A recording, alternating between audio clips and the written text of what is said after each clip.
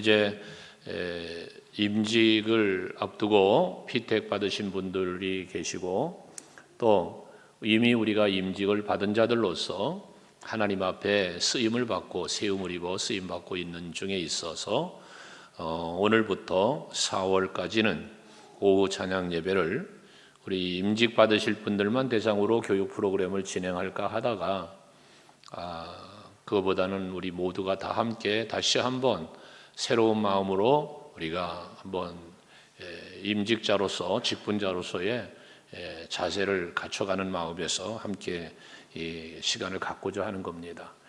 많이들 참석하시고 꼭 피택받은 분들만이 아니라 우리 모두가 다 같이 한 번 더 새로운 마음의 각오와 다짐을 갖는 시간들이 될 수 있기를 바랍니다.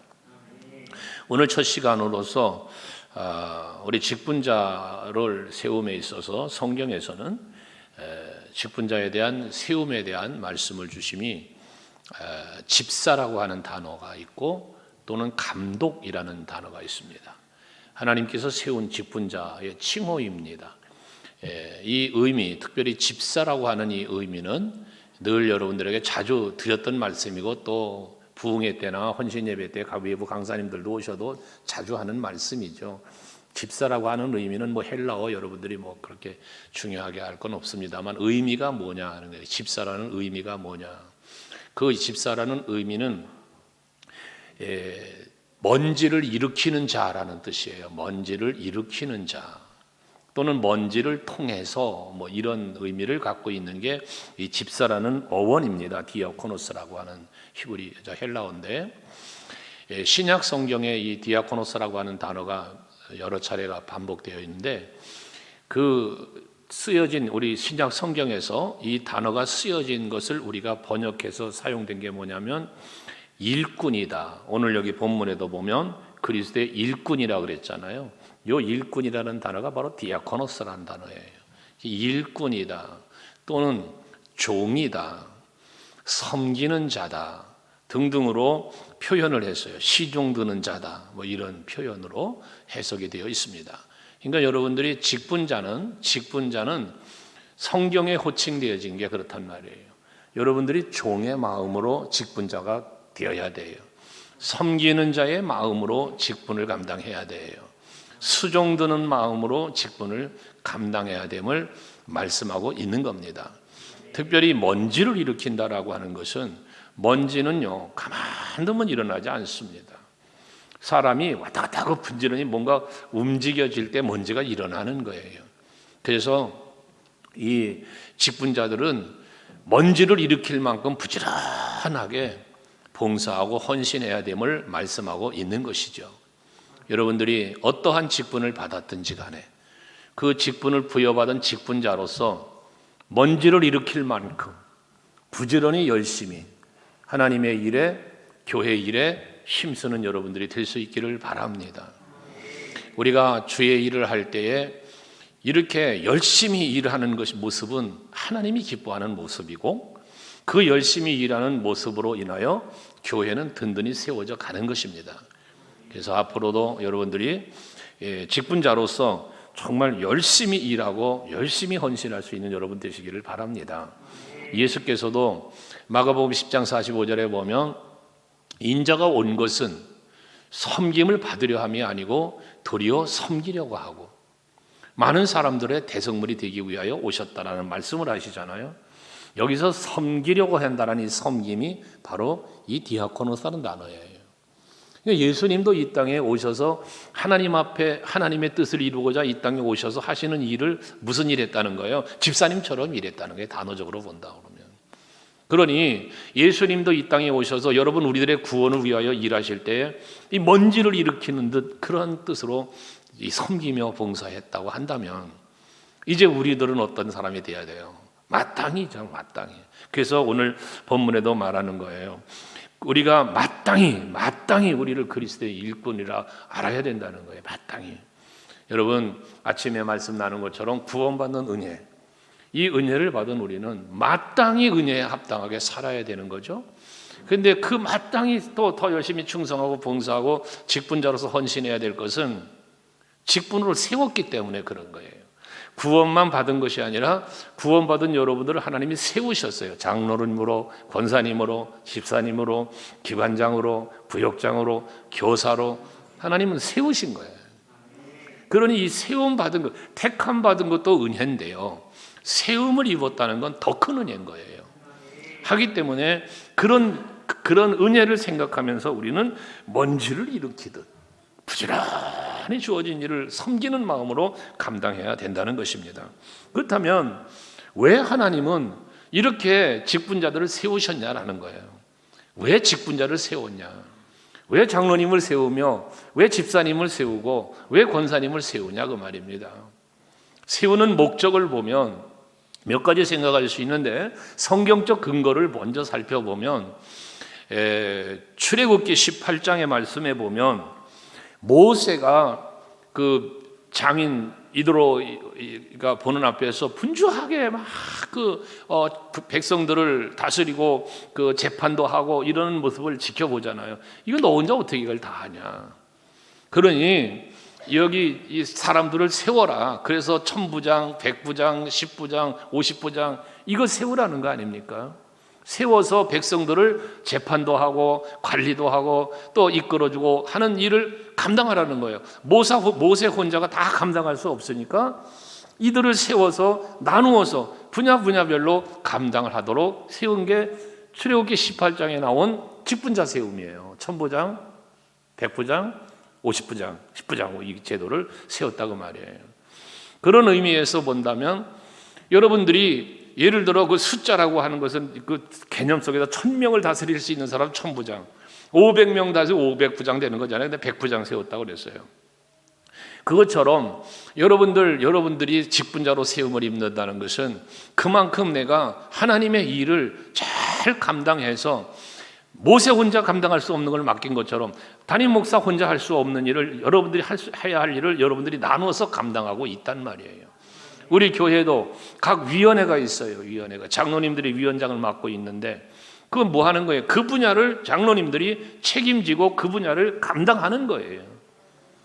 우리 부역장, 부역을 감당하는 거예요. 기관장, 그 기관을 감당하는 거예요. 그러라고 하나님 세우신 거다 그 말이에요. 초대교회로 와서는 사도행전 6장 말씀에 보면 1절부터 6절까지 말씀에 보면 사도들이 성도들을 가르치고 또 구제도 하고 이해를 감당이 안 되는 거예요. 그러다 보니 헬라파 유대인과 히브리파 사람들이 싸우는 거예요. 서로 왜 우리는 구제에 빠지냐, 왜 우리는 소홀하게 대해주냐 이러고 다투는 거예요.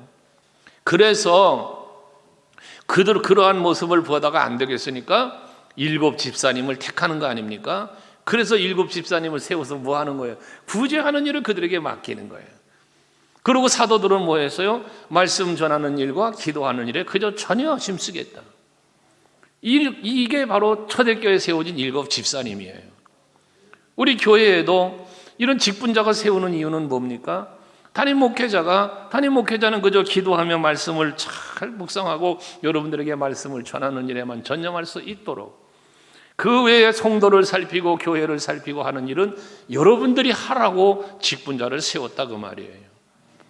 그런데 직분자로 세움을 입은 직분자가 교회가 어떻게 돌아가는지, 어떤 형편인지, 성도들은 어떤 형편인지 전혀 관심도 없이 그저 혼자 주일날 교회에 와서 예배하는 게 고작이라고 한다면 직분자로서의 사명을 감당치 못하는 것이다 그 말이에요. 어떤 분들은 교회에 돌아가는 일을 담임 목사님에게 물어보고 사모한테 물어보고 이러는 분들도 있어요. 어떻게 보면 더 그분들이 알아야 되는데도 불구하고 그럴 때가 있어요. 직분자를 세우는 의미가 뭐가 있습니까? 여러분 교회 간혹 그런 얘기했죠. 교회 왜 오십니까? 교회에 와서 무슨 일을 하고 가십니까? 여러분 우리는 세움을 입은 자로서 합당하게 왔으면 해야 할 일을 찾아야 돼요. 그리고 그 일을 감당하려고 힘쓰는 여러분들이 되어야 돼요. 그게 재직을 세운 목적이라는 말씀입니다. 그 사도행전 6장 3절 4절 뒤에 가면 다시 묵상하겠습니다만은 7 집사를 세움에 있어서 형제들아 너희 가운데 성령과 지혜가 충만한 사람 그리고 칭찬받는 사람 7을 택하여서 우리가 이 일을 그들에게 맡기고 그리고 그 다음 절에 보면 4절에 우리는 오로지 기도하는 이가 말씀 사역에 심쓰리라 하니라고 합니다. 이게 7지파를 세운 목적이었다는 거예요. 여러분, 오늘도 여러분들이 임직을 받고 직분자로 세움을 입을 때에 어떠한 목적으로 내가 직분을 받았고 임직을 받는가라는 이 부분을 깊이 마음에 새기고 그 자세로 여러분들이 임직자로서 살 수 있는, 또 감당하는 여러분들이 되셔야 한다는 것입니다. 특별히 이렇게 모세에게도 그랬고 초대교회도 그랬고, 이 목적을 가만히 살펴보면 여러분, 교회의 직분자는 목회자의 목회의 협력자, 동역자로 세워진다는 사실을 잊어서는 안 되는 거예요. 여러분, 장로님들은 목회자의 동역자가 돼야 돼요. 권사님들이 목회자의 동역자, 협력자가 돼야 되는 거예요. 그러라고 세운 거예요. 세움의 목적이 그렇다 그 말이에요. 그래서 모세에게는 아론과 훌 같은 사람이 세워졌지 않았습니까? 여호수아 갈렙 같은 사람이 세워졌지 않았습니까? 바울에게는 디모데 같은 사람, 누가와 같은 사람, 베베와 같은 사람, 브리스갈라, 아굴라와 같은 사람, 바울에게는 그런 동역자가 세워졌잖아요. 오늘 우리 서강교회에도 그런 직분자들이 될 수 있길 바랍니다. 담임 목사님의 목회 사역의 동역자, 협력자가 되자 그 말이에요. 언젠가 여러분에게 그런 말씀을 드렸지만, 여러분, 당회는, 장로님들은 목사님의 목회 사역을 심의하는 기관이 아니라고요. 목사님이 어떤 계획을 할 때 이 계획이 옳으냐 틀리냐를 판단하고 평가하는 기관이 아니라고요. 목회자가 기도하고 뭔가 계획하고 나아가면 그것이 잘 되어지도록, 이루어지도록 협력하고 함께 기도하는 게 장로님들이에요. 그럼 집사님들, 재직들은 뭐냐? 당회가 결정한 것을 심의하는 기관이 아니에요. 오늘날 교회들이 마치 심의기관처럼 되어가지고 장로 당회에서 결정한 사항을 내놓으면 그것을 심의하고 평가하고 이런 기관이냐? 공동회도 그런 것이냐? 여러분, 이건 잘못된 교회의 시스템이에요. 교회의 당회도 재직회도 공동회도 모두 다 초점은 무엇으로 맞춰줘야 돼요? 목회자가 이끌고 가는 일에 협력하고 동역하는 대로 맞춰줘야 되는 거예요. 그래서 재직회도 당회가 결정해서 내놓은 아니면 당연히 기도하고 장로님들이 기도하고 계획하며 목사님과 더불어서 내놓았으려니 믿고, 그러면 우리 재직들은 어떻게 협력을 할까? 이 계획한 일을 어떻게 우리가 도울까? 이거를 고민하고 이걸 연구하면서 나가는 거예요. 내가 할 일은 그럼 무엇이냐라는 거죠. 이걸 찾는 거예요. 공동회 마찬가지예요. 교회의 어떤 전반적인 내용을 알고 의논하고 결의하는 최고의 결의기관이 공동회라고 하죠. 그러나 모든 성도들은 하나님의 일을 이루어감에 있어서 항상 협력하는 마음, 동역하는 마음을 모두가 가져야 된다는 겁니다. 우리 태클 건다는 말을 해요. 태클 건다는 말. 간혹 집회 다니다 보면 그런 교회의 이야기를 들어요. 뭘 하나 하려고 그러면 반대를 위한 반대를 하는 분들이 있다는 거예요. 여러분, 그건 여러분들에게 복되지도 않고요, 여러분 신앙생활에 유익하지도 않고요, 교회에 유익함도 되지 않는 거예요. 여러분, 정말 당부드리건대 신앙생활 하시면서 직분자들이 되어지면 되어질수록 더더욱 협력자의 마음을 가져야 돼요. 늘 주의 종과 마음을 같이 하려고 힘써야 돼요. 그것이 뭐냐? 그게 목회자를 위한 거라고 생각합니까?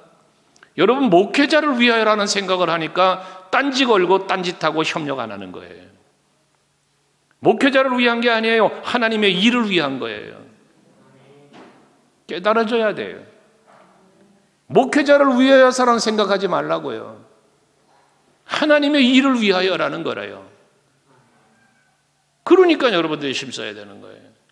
그러면 여러분들의 신앙생활도 봉사와 헌신도 수고함도 즐거워지는 거예요. 그러면. 근데 목사라는 인간관계를 갖고 접근하다 보니까 문제가 돼요. 재직의 가장 중요한 일은 목사의 목회 방침의 협력자가 되는 것이라는 사실을 잊지 마시길 바랍니다.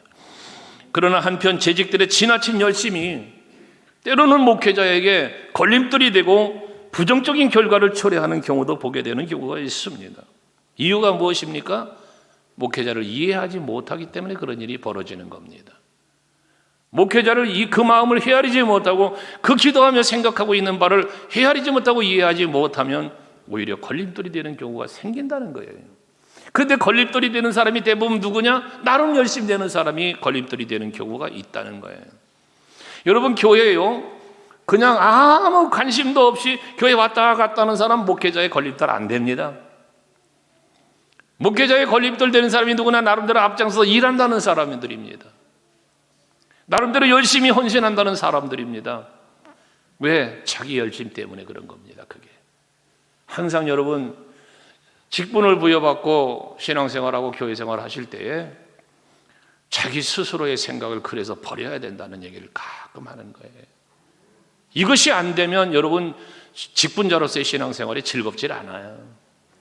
마음이 불편해져요.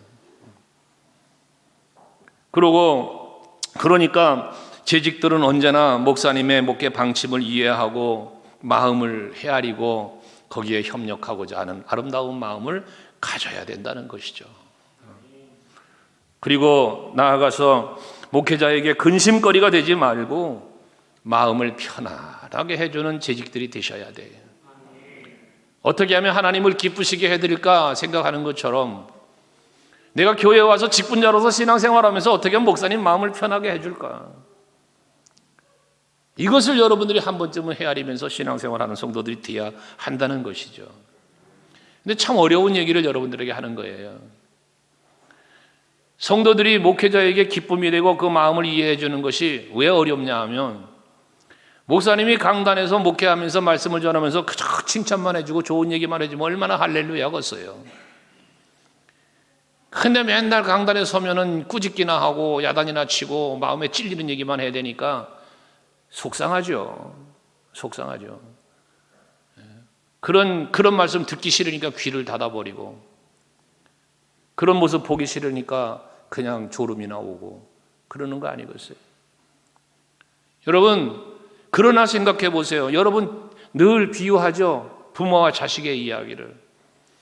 여러분 자식들이 잘못하면 어떻게 합니까? 내버려 둡니까? 매를 들기도 하죠. 요즘에 뭐 때렸다가 난리 난다지만 아동학대? 희한한 법이 생겨가지고 하여간 나라 꼬라지가 지금 사회가 말이 아닌데 잘못되면 회초리 때려야죠. 부모가 자식을 교훈하려고 회초리 때리는 것도 법으로 틀어막아 놓으면 도대체 애들 어떻게 가르치라는 거예요? 어떤 선생님 얘기 우리 교회도 선생님이 있었잖아요. 애들한테 선생님은 인사를 하는데 애들은 인사를 안 하고 곡지 인사를 받는데 지금 이 세상이 어떻게 된 세상입니까?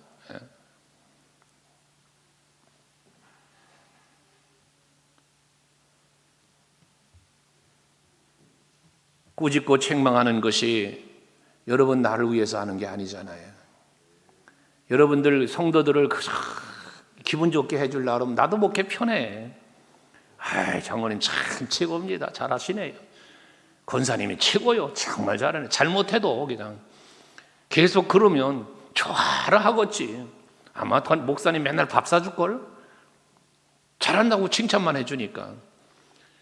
그러나 그것이 여러분을 위한 게 아니기에 그것이 하나님의 뜻을 이루어가는데 옳지 않기에 때로는 꾸짖기도 하고 가슴 아픈 이야기도 하는 거거든요.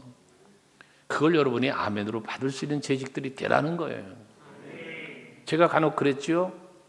내 마음에 찔리는 거는 내가 잘못됐다는 증거란 말이에요. 목사님 말씀이 찔려요. 그럼 여러분 잘못된 거예요. 여러분이 잘못된 거예요. 그걸 깨닫고 회개를 해야지. 그리고 나를 찔러서라도 가르치려는 목사님께 고마워해야지. 근데 찔림을 받으면 뭐해? 목사님 나 또 깐다. 그리고 싫어해. 그리고 목사님을 미워해. 그건 재직의 도리가 아니라는 거예요. 그런 비유를 했잖아요. 11조를 떼먹는 신앙생활하면서 그 모른 자는 재직이 될 수 있느냐. 11조에 간 설계를 하잖아. 그럼 누가 속상해하느냐. 11조 생활 안 하는 사람이 속상해해요. 왜? 자기가 안 하니까. 그리고 목사님 깐다는 거예요. 그게 까는 거예요? 성경의 말씀을 가르치는 거지. 그렇지 않아요? 그러니까 항상 여러분들이 말씀을 들으실 때에 책망받는다는 생각을 하죠. 책망받는다고 생각이 되거든 깨달으란 말이에요. 내가 잘못됐구나 지금. 그리고 이걸 바르게 잡아갈 수 있는 여러분이 되셔야 된다는 거예요. 그래야 올바른 재직으로서의 신앙생활을 할 수 있는 거예요. 그것이 여러분이 복된 신앙생활이 되는 거예요. 내 잘못된 부분을 지적받고 있을 때 그것을 내가 잘못했구나. 깨닫고 돌이키고 회개하는 거, 그게 하나님의 기쁨이고 그게 목회자의 기쁨이에요. 여러분 언젠가 그 얘기도 했죠. 어느 목사님이 설교를 하셨는데 돌아오는 주일에 똑같은 설교를 했다는 거예요. 똑같은 본문에 똑같은 설교를. 그게 장로님이 찾아오셔가지고 목사님 지난주에 하셨던 말씀을 똑같이 하셨네요. 네. 그러고 넘어갔대요. 세 번째 주에 똑같은 설교를 또 했대요. 그랬더니 지난번에도 하셨어요. 세 번째 계속합니다. 그러고 이야기를 하더라는 거 아닙니까? 네. 말씀을 선포했는데도 장로님 안 바뀌셨잖아요. 변화가 안 됐잖아요. 그러니까 또 합니다. 그래서 또 했습니다. 그러더래요. 이 한 주간 또 지켜보면 안 바뀐다면 다음 주도 똑같은 설교 또 할 겁니다. 그랬다는 거예요. 여러분 한번 생각해 보세요. 같은 설교를 동일한 이야기를 반복해서 하는 목사님이 잘못입니까? 말씀을 듣고도 변화되지 않는 것이 잘못입니까? 여러분 어느 것이 잘못입니까? 누가 잘못하고 있는 겁니까? 우리 재직들은 변화가 돼야 됩니다. 직분자가 되기 이전보다 직분자가 되고 나서 더 변화가 돼야 됩니다. 임직을 받기 전보다 임직 받고 나서 더 변화가 돼야 됩니다. 사명을 부여받았다면 사명자답게 살아야 하는 것입니다. 직분을 주시니까 여러분 목사가 주는 거 아니에요. 하나님이 주는 거예요. 하나님께 받는 거예요, 우리 직분은. 그래서 여러분 성직이라는 말을 하는데 성직자 그러면 대부분 목회자만 생각해요, 여러분. 성직자 그러면 목사님만 생각한다고요. 아니요. 장로님도 성직이에요. 권사님도 성직이에요. 집사도 성직이에요. 거룩한 직분이에요. 그런 마음을 가져야 되는 거예요. 왜 목사만 성직자입니까? 성물, 강대상만 성물입니까? 드럼도 성물입니다. 여러분 앉아있는 의자도 성물입니다. 거룩하게 구별된 것입니다. 하나님 앞에. 그런 의미에서 여러분 모두가 다 직분자라면 성직을 가지신 분들이에요. 그 거룩한 직분을 잘 감당하기 위해서 힘써야 된다는 것이죠. 시브리서 13장 7절 말씀을 보면요, 하나님의 말씀을 너희에게 일러주고 너희를 인도하던 자들을 생각하며, 이게 뭐예요? 목회자예요. 하나님의 말씀을 너희에게 알려주고 그리고 너희를 인도하던 자, 목회자예요. 이게 사도들이에요. 리더자들인 거예요. 이들을 생각하고 그랬어요. 여기서 생각한다는 건 뭐예요? 배려한다는 거예요. 이해한다는 거예요. 여러분 직분자들이 그래야 돼요. 바울은 고린도서에서 그 스데바냐와 아가야 지방에서 일어났던 일들, 그리고 협력했던 사람들에 대해서 고린도서 16장 18절에 그들을 일컬어 뭐라고 말했느냐? 그들이 나와 너희의 마음을 시원하게 하였으니 그러므로 너희는 이런 사람들을 알아주라 그랬어요. 마음을 시원하게 해주는 사람, 나와 너희를 그랬습니다. 우리 교회에 와서 들어본다면 담임 목사인 저와 성도들의 마음을 시원하게 해준 사람, 여러분 어떻습니까? 여러분들은 목회자의 마음을 시원하게 해주고 있습니까? 답답하게 하고 있습니까? 여러분들은 우리 교회 성도들을 시원하게 마음을 해주고 있습니까? 그 마음을 답답하게 해주고 있습니까? 어느 쪽에 해당됩니까? 시원하게 해주는 사람, 마음을 시원하게 편안하게 해주는 사람, 그런 직분자들이 되시기를 바랍니다. 그게 여러분 여러분에게 복입니다. 늘 말하지만 내가 누군가의 마음을 편안하게 해주면 내 마음이 편하지 않고 그게 안 돼요. 오늘 아침에도 평안에 대한 얘기를 했습니다마는 내 마음이 평안하지 않은데 누구를 평안하게 해주겠습니까? 여러분 목회자의 마음을 평안하게 못 해준다, 자기 자신이 평안하지 않은 거예요. 목사님과 눈을 마주치지 못하고 목사님 앞에 웃어주지 못하는 사람, 무엇 때문에? 마음이 불편한 거예요. 마음이 불편한 거예요. 이게 가까이 다가오질 못해요. 사이드 멤버가 돼버리는 거예요. 왜? 마음이 편치 않은 거예요. 그런데 그런 편치 않은 마음으로 어떻게 목사님 마음을 시원하게 하겠어요? 어떻게 성도들의 마음을 시원하게 하겠어요? 그런 거예요. 여러분 자신을 살펴야 돼요. 신앙생활 하면서. 그래서 항상 여러분 서로의 마음을 시원하게 해줄 수 있는 사람, 이런 사람을 알아주라 그랬어요. 그렇게 마음을 시원하게 해주는 것이 결국 뭐냐? 순종하는 거예요. 순종. 사울 왕은 하나님 말씀에 순종하지 않았잖아요. 순종하지 않은 사울 왕의 모습을 보면 사무엘을 통해 하나님 뭐라고 책망합니까? 순종이 제사보다 낫다고 사무엘상 15장 22절에 말하잖아요. 수양의 기름보다 순종하는 것이 더 옳소. 하나님이 기뻐하는 건 순종이라는 거예요. 그 하나님이 기뻐하는 게 순종이라면 주의 종도 마찬가지예요. 목회자도 마찬가지야. 여러분, 성도들이 목사의 말에 순종해주고 따라줄 때 그게 가장 큰 기쁨이에요. 여러분들 그래서 신앙생활하면서 직분자로서 특별히 재직들로 시험을 입으실 때는 주의 종의 협력자, 동역자가 되라고 했다면 순종하는 것보다 더 큰 동역자는 없어요. 순종하는 것보다 더 큰 기쁨이 없어요. 우리 서강교회 직분자들은 이렇게 이 주의 종의 말씀에, 하나님의 말씀에 순종하는 성도가 될 수 있길 바랍니다. 뭐 더 말씀드린다면 목회자를 위해서 기도하는 성도가 되어야 돼요. 여러분, 담임 목사님을 위해서 기도 많이 해주셔야 돼요. 물론 저는 여러분들을 위해서 기도하죠. 여러분들이 저를 위해서 기도해 주셔야 돼요. 그래서 저는 참 때로는 감사한 게 있어요. 목사님, 하나님이 저에게 목사님 기도를 유난히 시키시네요. 그런 분, 권사님 얘기를 들은 적이 있어요. 근래에 들어와서 목사님 기도를 유난히 시키신대요. 그래서 기도를 더 많이 하게 된대요. 감사하더라고요. 뭔가 기도할 일이 있겠죠. 그러니까 하나님께서 기도를 시키시겠죠. 여러분 한번 생각해 보세요. 여러분들 마음속에 우리 담임 목사님을 위해서 정말 진실하게 깊이 있게 정말 사랑하는 마음으로 얼마나 기도하고 계시는가 말입니다. 한번 헤아려 보세요. 자신을 스스로 생각해 보세요. 나는 우리 목사님, 담임 목사님이시니까 우리 목사님을 위해서 얼마나 내가 정말 사랑하며 정말 그 목사님의 사역을 동역하는 마음으로 얼마나 기도하고 있는가라는 거예요. 헤아려 봐서 그런 부분이 부족했다면 여러분 해야 되는 거예요. 해야 되는 거예요. 그리스도의 몸된 교회를 위해서도 기도해야 되는 거고요. 기도가 안 되는 건 무엇 때문에 안 돼? 마음이 내키질 않는 거죠. 여러분 그 마음을 바꿔야 돼요. 그 다시 말하지만 그것이 목회자를 위해서가 아니라고요, 여러분. 목회자는 하나님이 붙잡고 가셔요, 여러분. 여러분들이 아무리 뭐 대적한다, 뭐 한다 해도 하나님 붙잡고 가시는 게 목회자의 길이에요, 여러분. 그런데 그렇게 해야 되는 이유가 그게 여러분에게 복이 되기 때문에 그런 거예요. 그것이 여러분의 복이 되기 때문에. 목회자가 담임 목사로서 여러분에게 바라는 게 여러분들에게 뭐 성김 받고 싶어서, 여러분들의 기도를 받고 싶어서, 그것이 하나님의 기쁨이고 그것이 하나님의 복을 주는 통로이기 때문에 그런 거예요.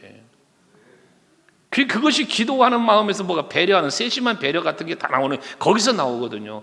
여러분 수넴 여인 이야기가 나오죠, 열왕기상에서. 이 수넴 여인은 어떤 여인이었습니까? 엘리사가 자기 집 앞을 지나다녀요. 지나다닐 수 있죠. 그런데 그것을 지켜보다가 이 주의 종이 이렇게 지나다니는데 그냥 있을 수 없다 해서 자기 남편한테 이야기를 해가지고요, 이 지나다니는 엘리사가 쉬어갈 수 있는 숙소를 마련해 주고요, 편하게 쉴 수 있도록 또 하나님 말씀도 묵상하고 기도할 수 있도록 테이블도 마련해 드리고요, 먹을 것도 해고 편안히 쉬어가실 수 있도록 하시잖아요. 이게 무엇 때문에 그래요? 여러분, 엘리사가 잘생겼어요? 엘리사가 뭐 보기에 인간적인 정에 끌려요? 아니잖아요.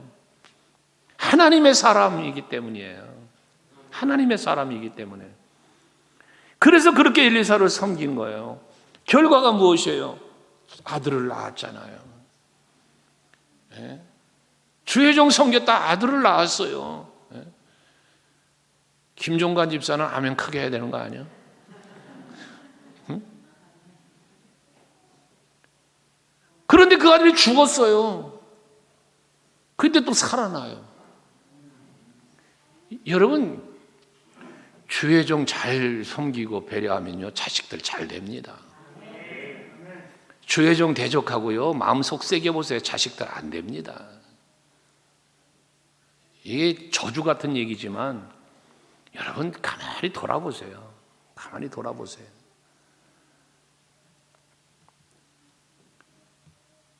부흥회 때마다 강사 목사님 숙소를 섬기시는 우리 장로님 잘 섬기시는데 그냥 되는 게 아니거든요.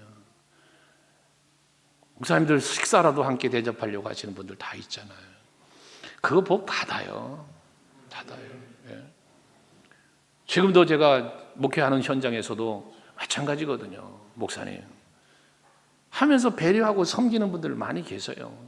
1년 12달 가도 뭐 밥 한 끼 대접하지도 않고 양말 한 켤레 사주지도 않은 사람들도 많지. 그렇지만 늘 보면 가까이에서 주의종 섬기는 분들이 있어요. 목사님, 교육자들과 식사라도 하세요. 아니면 목사님들 오시면 또 섬겨주세요. 내일 모레 화요일날도 목사님들이 몇 분이 오실지 모르지만 우리 교회에서 모이자고 그래서 지금 연락 왔는데, 이런 얘기를 지나가면서 해도 목사님 오시면 제가 대접할게요. 그런 분들이 또 있어요. 그러니까 여러분 안 해도 누군가는 해요. 그걸. 그 누군가는 모르지만 누군가는 한다고. 늘. 이게 뭐냐? 이게 죄짓기의 직분자의 자세라는 거예요. 하나님이 직분자를 세운 어떤 목적 중에 하나라는 거예요. 뭐 중이 제 머리 못 깎는다고 나를 섬겨라 뭐 하란 말을 뭐 하기가 그럴 것 같지만 해야지 어떡하겠어. 그렇다고 이웃집 아저씨 데려다가 가르치라고 할 수도 없고 맨날 뭐 부흥회 강사 세우고 헌신예배 강사 세워서만 가르쳐. 나도 부흥회를 다니고 나도 남의 교회 가서 가르치는 사람인데 차라리 내가 가르치는 게 낫겠다 싶어서 이번 이 세미나를 하는 거예요, 여러분. 제발 좀 깨닫고 좀 가르침을 받고 달라지길 바라요. 달라지기를. 매일 그냥 임직하시는 분들 임직 받기까지 좀 임직 받으면 더 좀 달라져야 돼요. 임직 받기 전에 큰 성도 투표하기 전에 막 할렐루야 인사도 하고 막 섬겨도 주고 막 그러다가 투표 딱 끝나면 손 딱 끊고 그러지 말고. 어느 분이 옛날에 그런 얘기를 하더라고요. 아무개는 투표하기 전에는 큰 인사도 하고 섬기고 노인분들이 가서 손도 잡아주고 막 부축도 하고 그러더니 딱 끝나니까 인사도 안 하고 뒤돌아서 간다고. 그게 뭐예요, 그게? 여러분, 우리는 세움을 입은 자로서 정말 더 헌신하고 더 충성하고 갈 수 있는 여러분 되셔야 돼요. 우리 장로님들 은퇴하신 분들 장로님들 계시지만 내가 간혹 그런 얘기 했잖아요. 권사님들도 은퇴하신 권사님들 계시죠. 권사님들에겐 제가 참 한편 마음에 있는 게 있어요. 우리 장로님들은 은퇴하면 은퇴식이라도 해줘요. 선물도 해드리고요. 권사님들을 은퇴하시면 그냥 끝나는 거야. 그런 게 마음에 조금 뭔가 있어요. 제 마음에는. 그러는데 사실상 은퇴라고 하는 것은 교회 행정적인 것이지 하나님 앞에 직분자로서는 은퇴가 어디 있어요. 하나님 앞에 부름받아 갈 때까지 직분자지. 장로님들 행정적 은퇴지. 장로라는 직을 감당하는 건 하나님 앞에 서는 날까지예요. 권사님들은 마찬가지예요. 그러니까 내가 그런 직분을 받은 목적을 좀 분명히 알고 하나님께서 원하시는 일, 계획하신 일을 이루어가며 목회자를 돕고 협력하고 동역하는 마음으로 함께하는 여러분들이 되자는 거예요. 베드로가 옥에 갇혔을 때요. 사도행전 12장에 보면 베드로가 옥에 갇혔잖아요. 그때 교회 성도들이 모여서 그 베드로를 위해서 기도를 간절히 기도하잖아요. 그때 옥문이 열려요. 여러분들이 말이요, 주의 종을 위하여 막 기도하시잖아요. 옥문이 열려지는 것처럼 여러분 우리 교회에 답답했던 문제들이 다 해결돼 가는 거예요. 목사가 기도하면서 하려고 하는 일들이 다 되어지는 거예요. 교회 부흥으로 이어지는 거예요. 지난번에 집회에 왔던 헌신임에 왔던 강사 목사님 말씀하시잖아요. 어려운 코로나 시대에도 170명이 왔다고. 여러분 그냥 지발로 왔어요? 교회가 부흥되는 거 그냥 지발로 오는 것도 있어요. 그러나 여러분 그 어려운 중에도 170명이 와서 등록했다는 것은 그 어려운 중에도 전도했다는 거예요.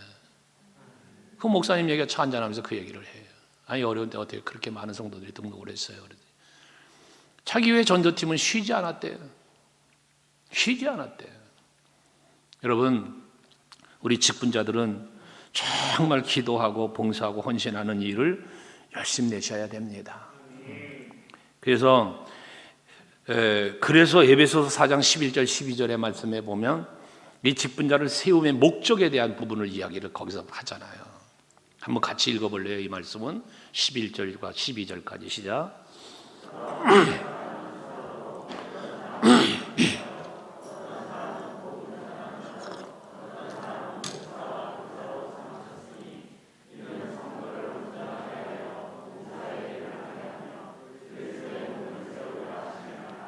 이게 목적이에요.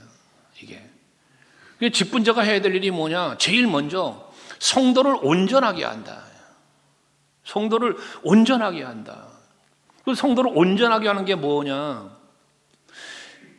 그리스도의 몸된 교회 안에 성도 지체거든요. 이 성도들 한 사람 한 사람을 바르게 신앙생활할 수 있도록 옆에서 도와주고 가르치고 인도하고 돌봐주는 일. 이게 재직이 해야 될 일이라는 거예요. 재직이.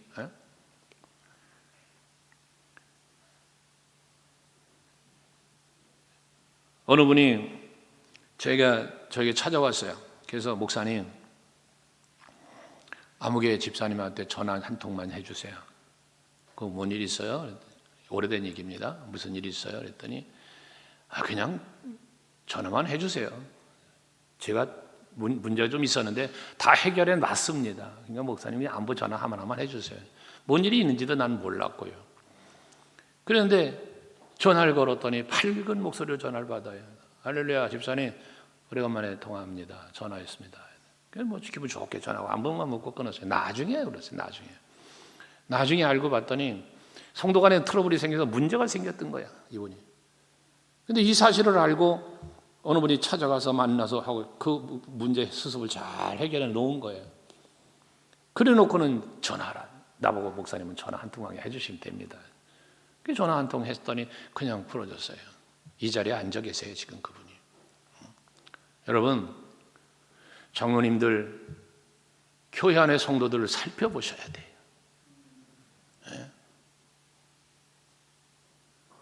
권사님들 주변을 살펴 성도들을 살펴봐야 돼요. 목사님이 하셔야 될 일이라고 말하지 마세요. 여러분들이 하셔야 될 일이에요. 구역장님들이 하셔야 돼요.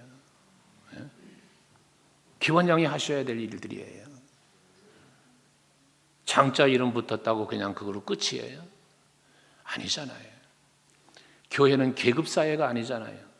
장로님은 높고 안수집사는 그 밑에고 권사님은 또 거기. 여러분 계급이 아니잖아요. 이건. 일하라고 세웠잖아요. 그러니까 여러분 직분을 받으면 받을수록 더 성도를 살펴야 돼요. 아까 천부장 백부장 얘기했죠. 장로님이 됐으면 예를 들어 1000명을 관리할 수 있어요. 우리 교회 같은 경우는 뭐 1000명 되지 않으니까. 장로님이 되시면 적어도 10명, 20명 돌아볼 수 있어야 되는 거예요. 권사님이 되셨으면 10명, 5명 돌아볼 수 있어야 돼요. 안수 집사님들도요. 이게 직분자라는 거예요. 성도를 온전하게 하며예요. 이게. 그 다음에 뭐예요? 봉사의 일을 하게 하며 그랬어요.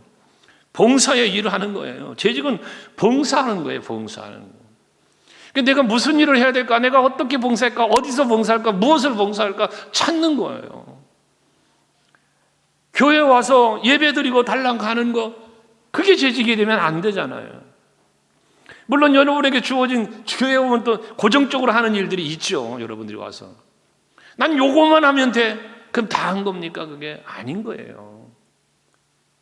성가대 했으면 주방 봉사도 할 수 있어요. 교사하고도 할 수 있어요. 청소할 수 있어요. 내가 할 일을 찾는 거예요. 이게 봉사일을 하게 한 재직은 그렇게 세워진 거예요. 여러분 아까도 얘기했지만 교회 와서 무슨 일 하고 가세요? 교회 와서 무슨 일을 하고 가세요? 뭐 하고 가세요? 응? 예배 드린 일 말고 무엇을 하고 가시느냐고요. 봉사 차원에서. 봉사라고 하는 것은 내가 희생하는 게 봉사예요.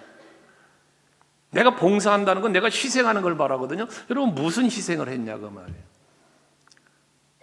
어느 목사님은 그런 소리를 해요. 남들이 높이 벼가 박수 쳐주고 그런 거 남들이 어렵게 땀 흘리고 봉사하고 물 묻히고 하는 그런 거는 하기 싫어하고. 재직은 그러면 안 된다는 거예요.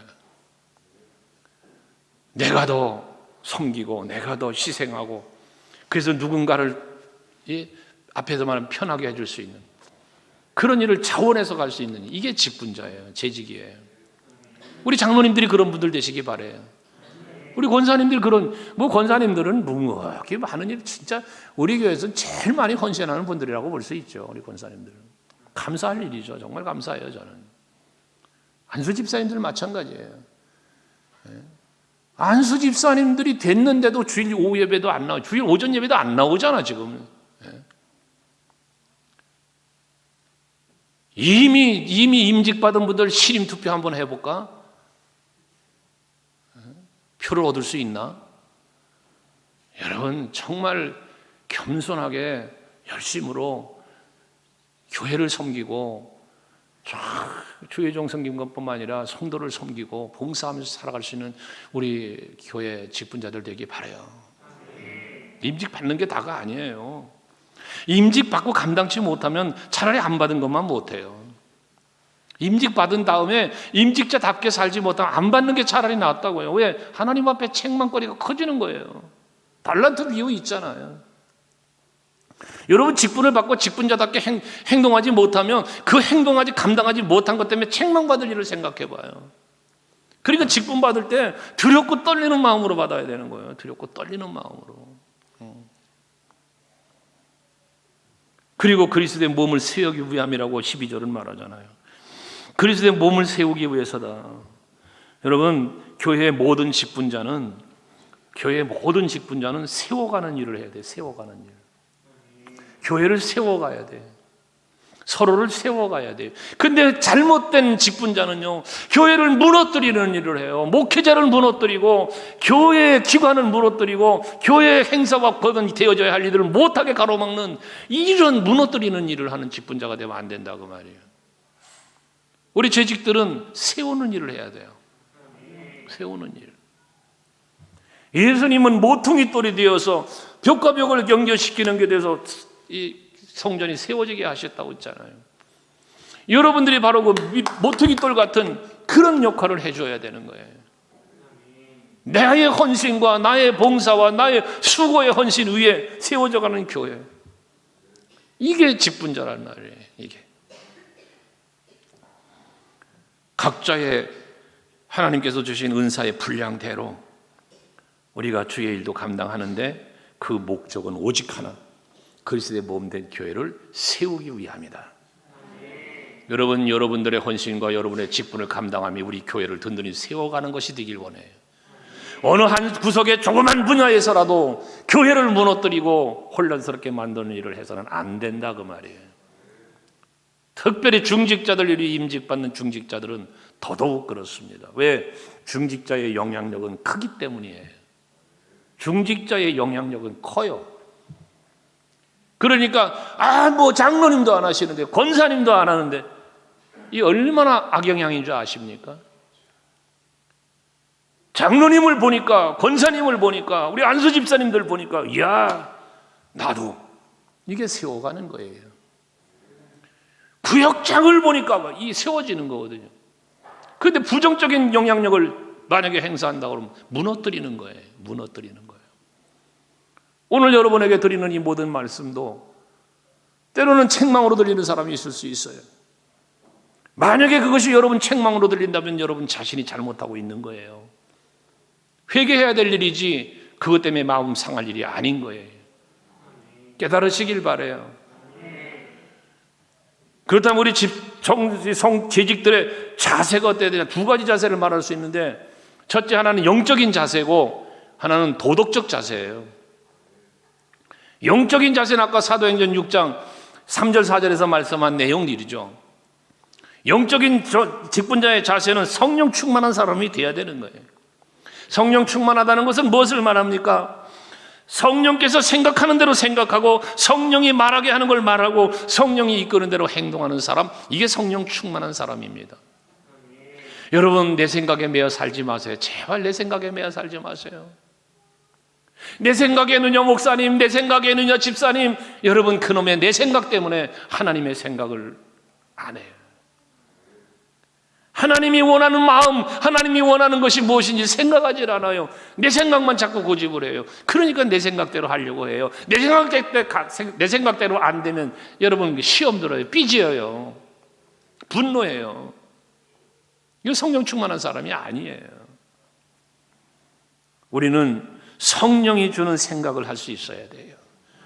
성령이 주는 말을 해야 돼요. 성령이 이끄는 대로 살아야 돼요. 행동해야 되는 거예요. 제발 마귀 종로로 타지 마세요. 마귀에게 지배받지 마세요. 여러분 성령에게 이끌림을 받는 사람이 복된 사람이 됩니다. 지혜가 충만한 사람이라고 그랬어요. 여기서 말하는 지혜는 똑똑한 걸 말하는 거 아니에요. 세상적인 지혜를 말하는 거 아니에요. 영적인 지혜를 말하는 거예요. 영적인 지혜는 뭐예요? 말씀이에요. 고린도전서 12장에 은사를 말하죠. 지혜의 말씀의 은사, 지식의 말씀의 은사, 은사라고 그랬어요. 여러분 하나님의 말씀을 나의 삶에 잘 적용하며 가는 거예요. 레마예요. 로고스의 말씀이 내 삶 속에 깨달아지고 적용하여 내 삶을 이끌어가게 만드는 지혜의 말씀. 이게 여러분 레마의 말씀이 되는 거예요. 우리 소강교회 직분자들은 정말 그런 직분자들이 돼서 주의 일을 영적으로 하되 지혜롭게 하고 사람들에게 칭찬도 받고 인정도 받을 만한 그런 모습의 사역자들이 돼야 되는 거예요. 이게 직분자가 가져야 영적 자세예요. 그리고 칭찬 듣는 사람이라고 그랬어요. 여러분 칭찬받는 직분자가 되세요. 칭찬받는 직분자. 여러분에게 그 얘기했죠? 여러분의 이름이 불려질 때 그분 이런 분이 있다고. 그분 칭찬받는 사람이에요. 근데 에이 그 사람 에이 하면 벌써 이거는 칭찬받는 게 아니잖아요. 여러분들 모두 다 소리 들을 수 있는 장로님, 권사님, 집사님들, 우리 성도님들 되시기 바라요. 우리 청년들도 그 청년, 그 자매, 그런 소리 들을 수 있는 우리 교회 성도들은 그런 성도가 되길 바라는 거예요. 칭찬받는. 칭찬은 어떤 사람이 칭찬받아요? 모범적인 사람이 칭찬받는 거예요. 모범이 되는 사람. 모범이 되지 않는데 칭찬받을 수 없죠. 모범이 돼야 칭찬받는 거죠. 그렇다면 여러분들 어떤 칭찬받는 모범적인 모습을 보이냐고요? 어떤 모범을 보이고 있어요? 어떤 모범을 보이고 있습니까? 직분자로서 모범 보여야 할 것은 예배의 모범, 헌신의 모범, 봉사와 수고의 모범, 기도하는 모범, 전도하는 모범 얼마나 많아요. 모범이 되셔야 돼요. 모범이. 목소리만 내지 마시고요. 말은 하지 마시고요. 묵묵히 헌신하고 봉사하세요. 그게 모범입니다. 말은 청산유수인데 삶의 모습, 헌신하는 모습, 교회 와서 봉사하고 일하는 모습을 보면 전혀 아닌 분들이 많잖아요. 말은 잘하는데 이건 아닌 거예요, 여러분. 행위가 바르게 되어야죠. 행위가. 우리 재직들은 행위를 올바르게 하셔야 돼요. 그래야 모범적인 직분자가 될 수 있고 그래야 칭찬받는 사람이 되는 거거든요. 믿음도 남달아야 돼요. 모범이 돼야 돼요. 그러기 위해서는 외적인 어떤 믿음이 외적으로 행위로 열매가 맺는 그런 믿음이 있어야 돼요. 여러분들에게. 중직자가 되면 더더욱 그런 거예요. 믿음은 감춰져 있어요. 믿음이란 자체는 안 보여요. 근데 그 행위를 보면 믿음이 보여요. 저 사람이 믿음이 있는 사람인지 없는 사람인지 보여요. 여러분들의 예배하고 교회 와서 신앙생활하는 모습을 보면 저 사람이 진짜 믿음의 사람인지 아닌지가 보인다고. 그게 보인다고. 말하는 걸 들어보면 보인단 말이에요. 행동하는 걸 보면 보인단 말이에요. 직분이 무엇이냐가 중요하진 않아요. 여러분들의 신앙생활의 모습이 믿음의 척도를 보이게 만든단 말이에요. 사랑의 척도를 보이게 만든단 말이에요. 우리 임직 받으시는 분들, 모든 직분자들요, 모범적으로 보여지는 믿음 생활 하시기 바라요. 보여져야 되는 거예요. 그래서 아까 말했죠. 답다. 장로님 답다. 권사님 답다. 집사님 답다. 이게 모범이죠. 그게 자격이에요. 자격, 영적인 자격. 도덕적인 자격에 대해서는 디모데전서 3장에서 이 목회 서신으로 알려진 목회자의 자격에 대해서 말씀을 주로 하는 건데, 장로님들에 대한 자격을 얘기하는 거예요. 여기서 모든 직분자가 여기 다 해당돼요. 거기 보면 3장 8절부터 뒤에 쭉 이어지는 말씀에 보면 거기 하나하나 다 나열되어 있어요. 요약해서 보면 단정하고 일구이연을 하지 않는다. 단정해야 된다. 이건 설명하지 않을게요. 이 단어, 이 말씀 자체가 다 여러분 들으면 당장 이해가 되는 것들이니까 쭉 한번 읽어보고 가요. 자, 모든 직분자들은 정중하고 일구이연, 두 말하면 안 된단 말이에요. 여기서 이 말하고 저기하고 저 말하는, 이거 안 된단 말이에요. 그리고 술에 임박이지 아니하고, 야, 여러분, 안수 집사님이 술 먹고 권사님이 술 마시고 이거 안 되잖아요, 여러분. 네? 직분자들은요, 이 술, 담배 끊어야 돼요. 네? 우리 교회도 못 끊는 분들이 있어요. 참 치리를 해야죠. 원칙은 잘못하면 치리를 해야 되죠. 그런데 치리를 어떻게 해요? 치리하면 또 교회 떠날까 봐 함부로 야단도 못 쳐요. 조금만 듣기 싫은 소리 하면 얼굴이 뻘개지고 벌써 인상이 찌그러드는데, 거기서 한 단계만 더 나가면 그럴까 봐. 참, 여러분, 술 먹으면 안 돼요. 술 먹지 마세요. 담배도 피면 안 돼요. 그 다음에 더러운 일을 탐하지 않는다 그랬어요. 우리 그리스도인들은 더러운 이익을 탐하면 안 됩니다. 그 더러운 이익이라는 게 뭐예요? 결국은 더러운 이익, 이건 정당한 이익이 아닌 거잖아요. 부정한 이익을 말하는 거잖아요. 우리 그리스도인들 그러면 못 쓴다는 거예요. 정당한, 참소하지 않는다, 이간질하지 않는 거예요. 디모데전서 3장 11절에 보면 이게 이간질처럼 나쁜 게 어디 있어요? 이 사람 가서 요 말하고 저 사람 가서 저 말하고 요 사람과 저 사람의 간격을 멀어지게 만드는 이 이간질이잖아요. 여러분, 특별히 목회자에 대해서 이간질하지 마세요. 목사님에 대해 이간질하지 말라고요. 내가 마음에 안 들고 혼자 마음에 안 들고 끝내세요. 다른 사람까지 내 마음과 같이 동일하게 만들려고 가서 이간질하지 마세요. 특별히 주의 종에 대해서는 그런 거예요. 여러분, 주의 종 이간질해서 여러분에게 득될 게 아무것도 없어요. 하나님이 기뻐하지 않아요. 모세 잘못했어요. 이방 여인 취했으니까. 근데도 그것 때문에 미리암 뭐라고 했다가 문득병 나잖아요. 목회자에 대해서는 여러분 절대 이간질하고 대항하지 마세요. 그건 결국 하나님 기뻐 안 해요. 성도 간에도 마찬가지예요. 절제할 줄 알아야 된다 그랬어요. 절제에 대해서는 지난 주일날 우리가 말씀 묵상한 바인데, 정말 자기를 잘 다스릴 줄 아는 게 절제예요. 이 감정 컨트롤 못하니까 분노하고, 마음을 다스리지 못하니까 죄를 짓고 그런다고 그랬잖아요. 절제할 줄 알아야 돼요. 자기 조절.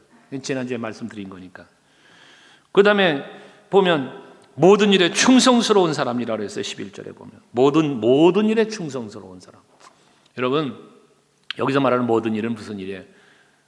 주의 일을 말하는 거예요.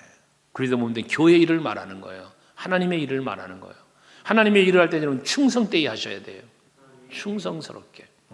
대충 하는 게 아니에요. 이 여기서 말하는 충성은 목숨 걸고를 말하는 거예요. 목숨 걸고. 여러분, 주의 일 할 때 목숨 걸고 하셔야 되는 거예요. 네. 죽을까 봐 아멘 안 합니까?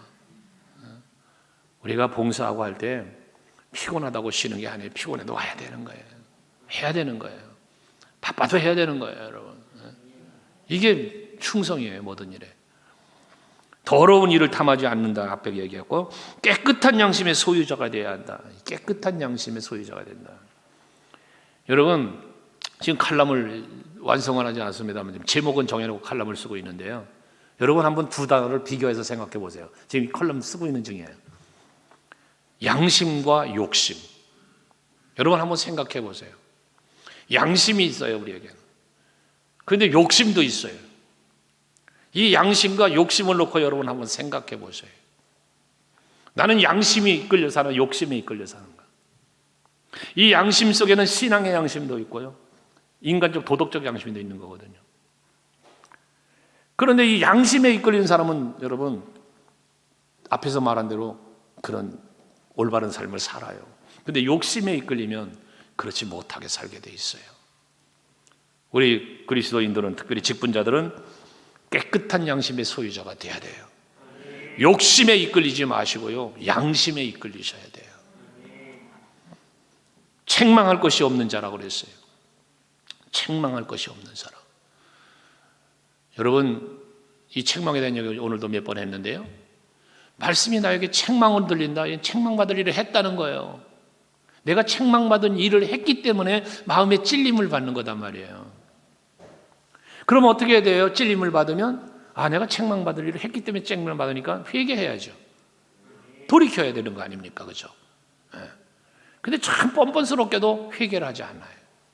피해 그것 때문에 상처 입고 심지어 분노하고 혈기 부리고 그런단 말이에요. 이건 재직교로서의 자세가 아니란 말이에요. 선한 청지기로 봉사해야 된다 그랬어요. 이 청지기에 대해서도 제가 말씀드렸습니다만, 여러분 선한 청지기가 되셔요. 여러분에게 무엇인가 맡겨졌습니까? 그러면 맡겨진 일을 감당할 때 선한 마음으로 하세요. 맡겨진 일을 감당하면서도 악을 행하면 안 되잖아요. 나에게 주어진 일, 내가 맡아서 감당하고 있는 직분들이 있잖아요, 여러분들에게. 그 맡겨진 직을 감당해 나갈 때 선한 양심, 선한 청지기로 하라고 말이에요. 우리는 하나님의 것을 맡은 자예요. 하나님의 일을 맡은 거예요. 하나님의 것을 받은 거예요. 이게 청지기예요. 그런데 이것이 선한 청지기로서 이게 하나님 앞에 부끄럽지 않게 가야 되는데, 하나님 앞에 부끄러운 짓을 해요. 사람 앞에 부끄러운 짓을 해요. 이건 선한 청지기가 아니에요. 이건 직분자로서 옳지 못한 자세예요. 우리 직분자들은 선한 청지기적 자세로 맡겨진 직분을 잘 감당하는 여러분 되시기 바랍니다. 오늘은 여기까지만 말씀 나눌게요.